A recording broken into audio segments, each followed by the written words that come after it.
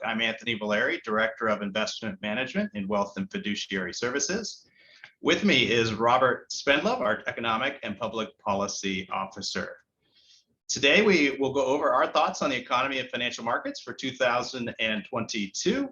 And we'll begin with Robert, and then I'll transition back. We should take about 25 minutes to give you our thoughts on the economy and financial markets.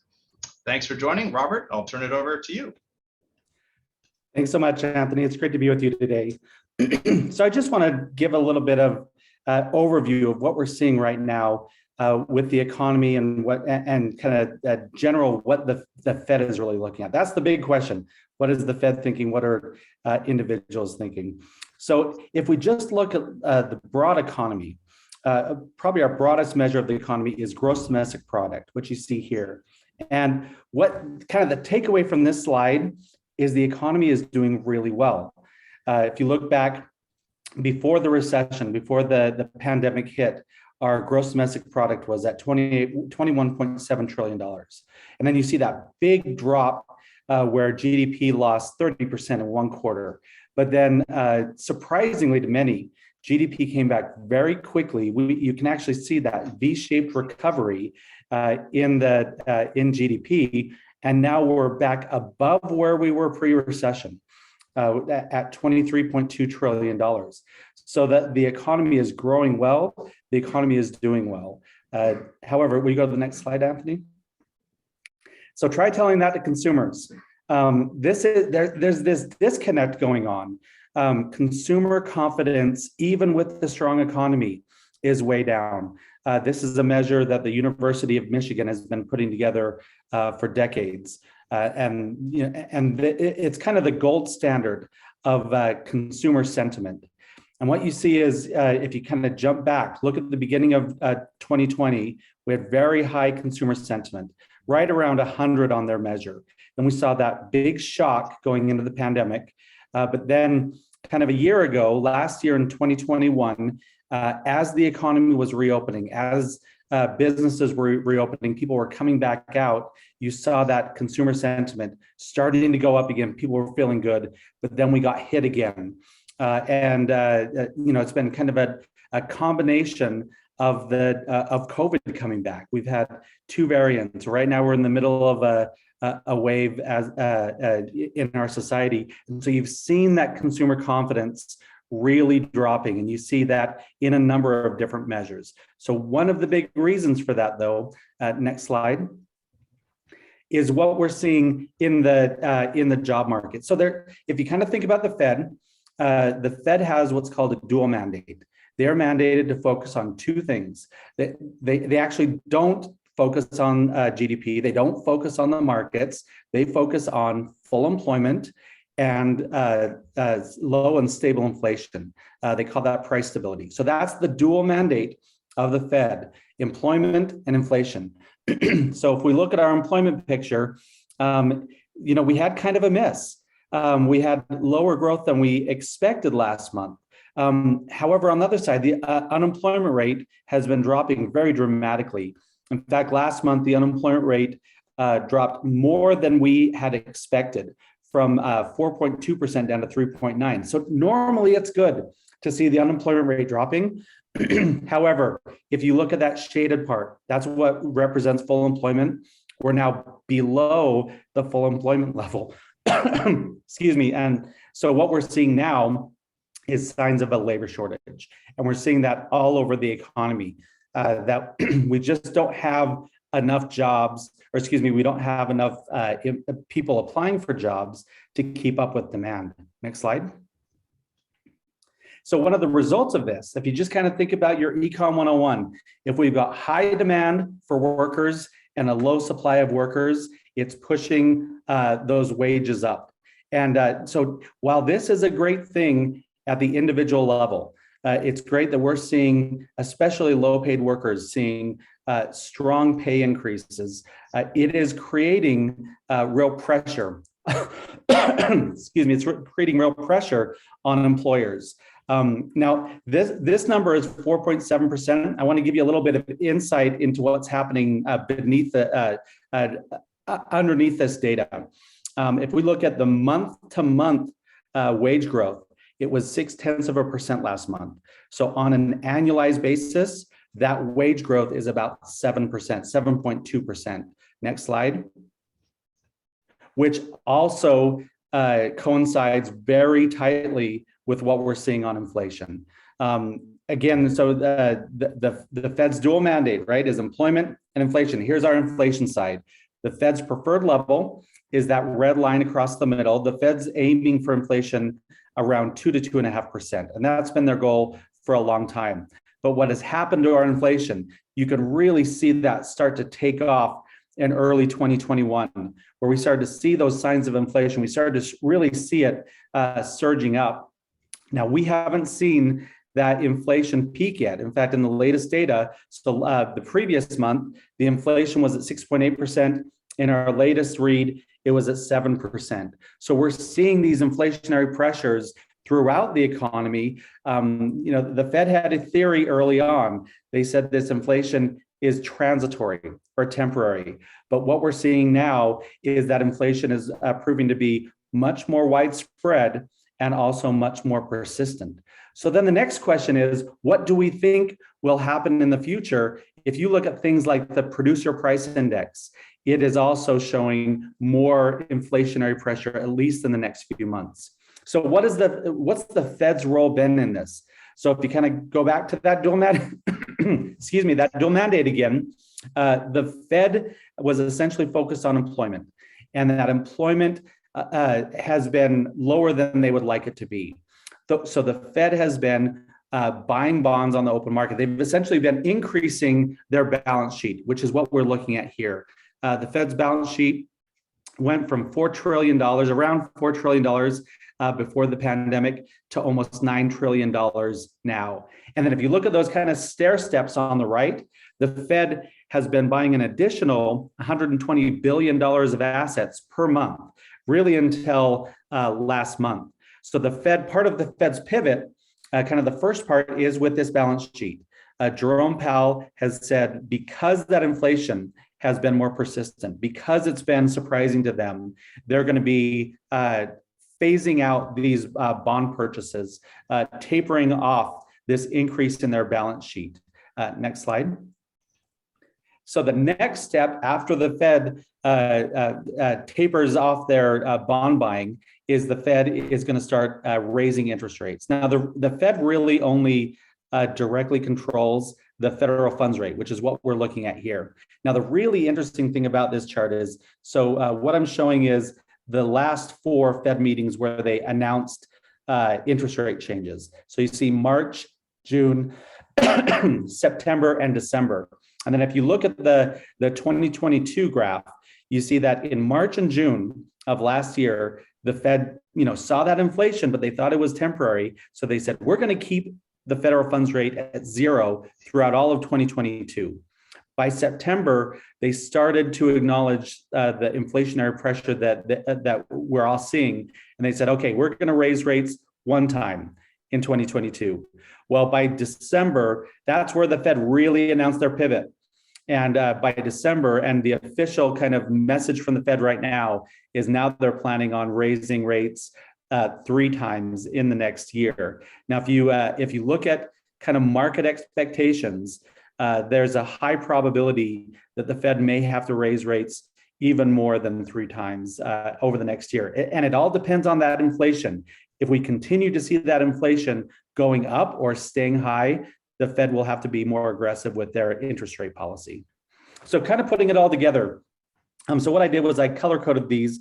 The green is a kind of a positive indicator, red is negative, and blue is neutral. So if we look at COVID, right now it looks really bad. But one of the things we've seen with this variant is it goes up very quickly, then it peaks, and it could come down just as quickly. So I put that as kind of uncertain. We could be in a great position 6 months from now. Economic growth, if you think back to that GDP slide, economic growth is good. The economy is very strong right now. Job creation, it's increasing, not as much as we'd like it to, but it's a good sign. It's still moving up. The unemployment rate is dropping. As recently as 2020, when the pandemic was hitting, we had unemployment at 15%. Now we're much lower than that, so that's good. Wage growth, I put this as neutral. Like I said, it's great for the individual, but it is creating that inflationary pressure. Our labor force participation, we're still missing about 4 million people in the labor market.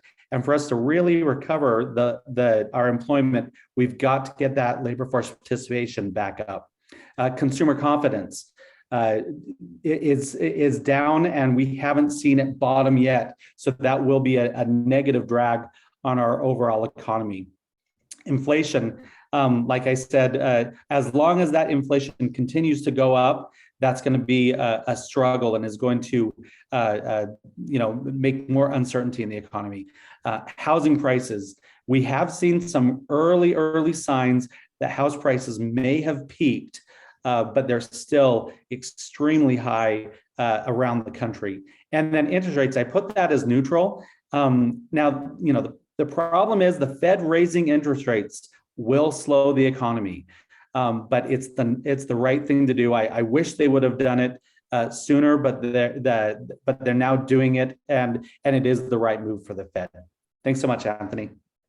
All right, Robert, thank you for your views on the economy, and I'll transition to our expectations on our economic outlook and financial markets. I'm going to start first with a recap of 2021.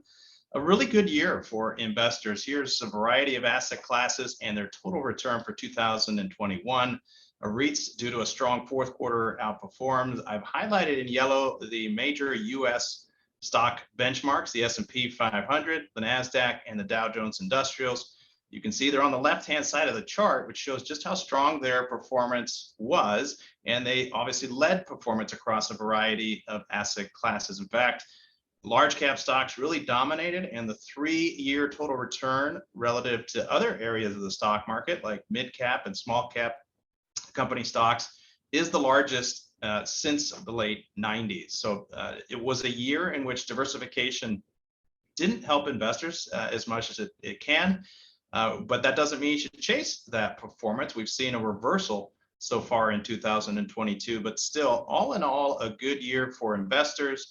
International stocks were a detractor, but again, this year they've turned into a positive and outperformed US. So despite the strength in the major US indices, we wouldn't change our investment view. We remain diversified. Tough year for emerging market stocks and high quality bonds. Again, diversification from those two sectors did not help, but again, that is helping so far in 2022. Robert discussed some of the challenges for the economy. There are a number of headwinds that factor into our outlook for financial markets in 2022. We do expect a mid-return total return for stocks for investors. That's a big slowdown from 2021, but we do think stocks do better than bonds. And we do think that being diversified and staying invested is certainly the best course for investors, certainly beats being in cash. Let's start with some of those headwinds. And first, fiscal policy. The government is going to be spending less money in 2022 and also in 2023.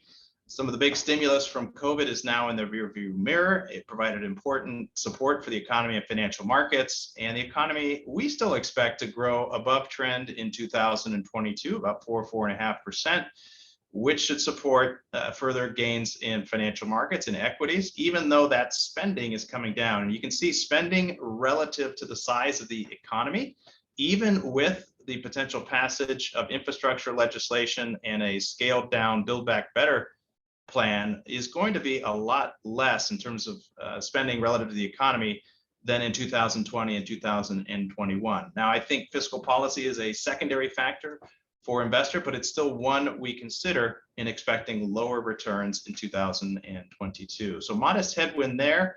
We also have the Fed hiking rates, as Robert mentioned.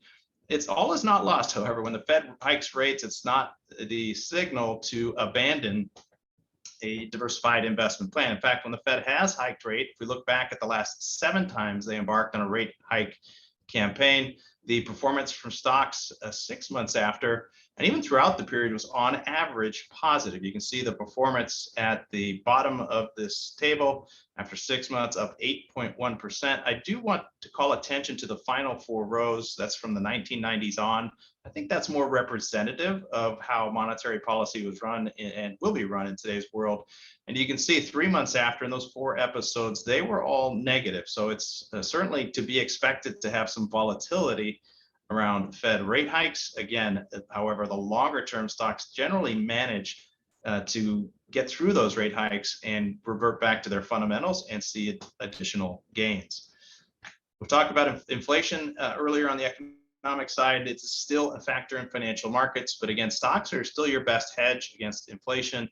This is a chart I brought up in our 3rd quarter review, and I still think it's relevant just as a reminder that although we have increases in CPI, that is not something new. If we look back over time, there have been numerous periods where the consumer price index, a measure for inflation, came off of a low and then subsequently accelerated. You can see all of the 6 prior periods there, and that change in CPI ranged anywhere from 2.4% cumulative up to 6%. The current episode is 6.9%. Inflation bottomed in May 2020. But has since accelerated to 7%, but has also seen strong equity market gains over that time period.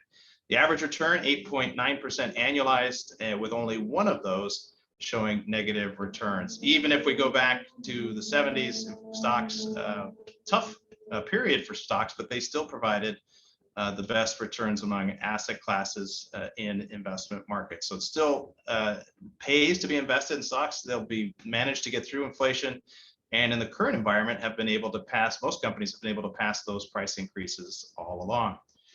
This is also a midterm election year, which has historically been more volatile for the equity market, has also witnessed muted returns, at least through the first 9 months of the year. This is the average monthly performance for the S&P 500 going back from 1946 through 2018. Again, you can see very muted returns over the first several months of the year before picking up or accelerating in October, in the 4th quarter, October, November, December. I should mention that the 12 months following a midterm election have been positive every time going back to 1950. So it's a good omen longer term, but just to be aware that we do have some bumps likely along the road with these headwinds, midterms, Fed hiking rates, and of course, less fiscal spending. So let's turn a little bit more to some of the specifics of the equity market. Valuations are elevated. They remain most elevated in the US, less so in developed markets, developed international, and in emerging markets and international cheap relative to US, but there's a reason for that. Economic growth has been stronger in the US, and we've seen stronger profit growth. So we think that the valuations are a bit of an offset. We still remain diversified, but the real key to supporting valuations is earnings growth, which has been very strong for several quarters now. The blue represents the consensus prior to the start of earnings, and we've just started 4th quarter 2021 earnings. And the yellow is the actual, or what the results ultimately came in at. And since the 2nd quarter of 2020, there has been a consistent pattern of actual results beating the consensus. In other words, earnings or profits have surprised to the upside. It has been the shining star for equity markets in 2021, especially. Those beats have been quite significant. And for the full year, earnings are on track to grow almost 50% for the S&P 500. That is a banner year. The expectation for 2022, and another reason to expect lower returns, is for 8% earnings growth. So we do think those valuations, those PE ratios come down, but they should be supported by what should still be strong earnings growth, 8% earnings growth, a little bit above the historic average. So that'll be one to watch as the 4th quarter earnings season progresses. We'll watch for cost pressures, the ability of companies to pass those cost increases along, or whether they're eating into profit margins. So far, companies have been able to pass that along, but should that become more problematic, we might have to revise the earnings outlook and could be a negative for stocks. But for the moment, I think earnings do come in close to that 8% growth rate for 2022. Also, we've seen a bit of a change in the leadership in the stock market that I think is worth being aware of, and certainly we position portfolios around this. On the value versus growth. Now, when we talk about growth, those are typically your technology companies, your faster growing companies, and also a little more expensively valued companies, whereas value represents sectors like energy, financials, and more cheaply valued. There's been a shift, and that rising line means that value is outperforming growth. Within the small cap stock space, it started early in 2021. There was into the large cap space that began in late 2020. It stalled out, reversed. But since November, both large and small cap value have really outperformed. So it's a reminder to stay diversified. It also shows you how leadership can change on a dime. And though chasing some of the hot investment fads might be trendy, they're not working here early in 2022, actually since the end of November. So again, another reminder to stay diversified. Make sure you have aspects or exposure rather to all corners of the market. We changed our value implementation in September to better take advantage of this trend in the equity market. So all put together, we do expect lower returns in the equity market, but we still actually increased our exposure to equities because of the lower returns we expect from the bond market. Now, bonds still provide a very important diversification tool in investor portfolios. To give you an idea of what to expect, this chart shows the yield of the 10-year Treasury forwarded 10 years in advance. And the yellow line rather shows the 10-year average or annualized return of the Bloomberg Barclays Aggregate Index. Now that index is a 10-year average, so some years are higher, some years are lower, but you can see how that return closely tracks the yield. So if we look at that yield, we're looking at a 2% total return for high quality bonds going forward. And we think we can do better, especially as we have a long-term view when we invest. We're looking over a 5-year horizon. We think stocks will provide that better performance. So as we look also at fixed income markets and positioning, we remain defensive against rising interest rates. It's because the Fed has forecast a fair number of rate hikes. In fact, as of this morning, the futures market pricing in almost 4 rate hikes for all of 2022, with the first one coming in March. Just a dramatic change, as we alluded to earlier in this webinar. You can see the Fed forecast in blue, slightly below the market for 2022 and 2023. But wanted to call out the longer term expectations, 2024, and also the long run, which is basically a 5-year horizon. Bond market still believes the Fed will have to stop right around 2% in terms of an overnight lending rate, basically reflecting the big debt burden that has been assumed since the start of the pandemic. So an interesting aspect of the markets to follow. Will the Fed be able to raise rates beyond that, given the large debt burden? I don't think they'll be able to. And we're looking at, although we are looking at rate hikes here over the next couple of years, don't think that we're looking at a surge in interest rates over the longer term. So we'll continue to update you on those changes in market expectations. But bond markets, with a tough start to the year, is priced in a lot in terms of rate hikes. In terms of other aspects of the bond markets, we eliminated our exposure to high yield bonds. We're getting more conservative in our bond allocation so that it can act as a true diversifier. If you're going to take risk, do it in the equity market. There's more upside there, and use bonds as a diversifier. Here we're showing the yield advantage of high yield bonds relative to treasuries, and that is back not near an all-time low, but at the low end of a historical range, hovering right at 3%. And therefore, the historical average is right around 4.7%. That gives you an expensive valuation for high yield bonds. So we are taking risk more on the equity side, not on fixed income. So a slight positioning change. We've gone to bank loans to incorporate a more conservative allocation, but all in all, raising credit quality in our bond allocation.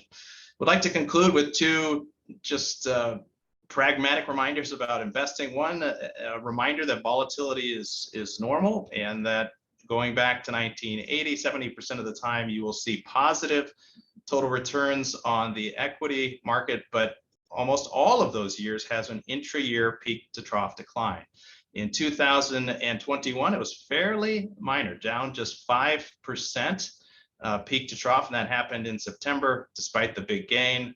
Also, look at those blue bars on the far right, 31, 16, and 29. Those are strong returns. They're due to slow But just a reminder, when the market's only down 5, that is less than usual. So if we do get volatility, remember, it is normal. It's a normal part of investing. So due for a bit of a change in the calm that has been in the equity market over 2021, but we would not abandon investing. Missing the best days and trying to time the market can be very, very costly. Always stay focused on your long-term goals. And this chart shows just what you'll lose in terms of performance, even if you miss a few days. So fully invested 8.3%, and this is through late 2020. Missing the 5 best is a 6.4% return, and then the last 10 best 5.1. And you can see how progressively worse performance goes as you stay out of the market. So important to remain invested. That concludes our Outlook webinar. Thanks very much for joining. Any questions, please reach out to your relationship manager in Wealth and Fiduciary Services, and we'll look forward to speaking to you again soon. Thank you very much, and we'll talk to you again soon. Have a great rest of the day.